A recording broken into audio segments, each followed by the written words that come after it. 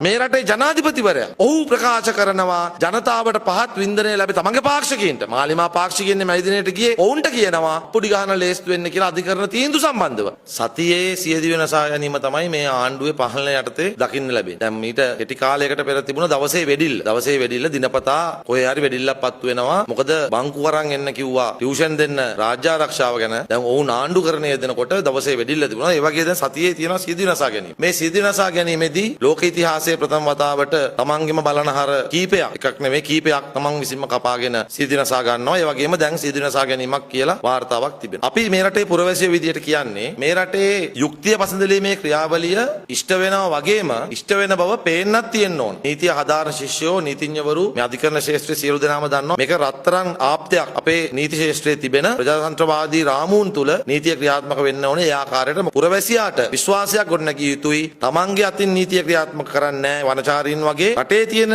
නෛතික පද්ධතිය හරියට ක්‍රියාත්මක වෙනවා. එහිදී වින්දිතයන් අපරාධකරුවන් යයි සකටයුතු පුද්ගලයින් ඒ වගේම සාක්ෂිකරුවන් මේ සියලු දෙනාගේම ජීවිත ආරක්ෂාව වගකීම් පැවරෙන ආණ්ඩුවට. එතකොට මේ කපිල මහත්මයාගේ මරණය යම්කිසි විදියකට සියදිවි නසා ගැනීමක් නම් හෝ වෙනත් ක්‍රියාවලියක් නම් ඒ තුලින් සිදු වී තිබෙන්නේ අදාළ නඩු කටයුත්තට ඇති වී තිබෙන බාධාවක්. මොකද එතුමා සාක්ෂි ලබා දෙන්න සිටියන එතුමා මේ සම්බන්ධව ප්‍රකාශයක් කරන්න හිටියන එතුමාගේ දියුරුම් ප්‍රකාශය අනුව අල්ලස් කොමිසමට ප්‍රබල චෝදනාවක් එතුමා එල්ල කරලා තිබෙනවා. එතුමාට විශාල බලපෑමක් කරා කියලා එතුමාගේ දියුරුම් ප්‍රකාශය. දියුරුම් ප්‍රකාශයක් කියන්නේ මේ රටේ අධිකරණ පද්ධතියේ සාක්ෂියක් ලෙස අනුකූල කරගන්නා වූ පත්‍රිකාවක්. එතකොට දියුරුම් ප්‍රකාශයක් මගින් Tamanට තිබෙන අතිශය පීඩනයක් පිළිබඳව ප්‍රකාශයක් ඔහු කර තිබියදී තමයි ඔහුගේ මිය යාම සිදුවන්නේ. මේන් සිදුවන්නේ කුමක්ද? මේ රටේ යුක්තිය පසළන ආයතනවලට ඔහු ඇඟිල්ල දික් කරලා තිබෙනවා. ඒ ක්‍රියාවලිය තුළ ඔහුට එල්ල කරපු අයුතු පීඩනය පිළිබඳ. මාලිමාව රාජ්‍ය බලය ලබාගෙන තිබෙන්නේ ප්‍රජාතන්ත්‍රවාදී ඡන්දයකින්. ඒ ලබාගෙන තිබෙන්නේ මේ රටේ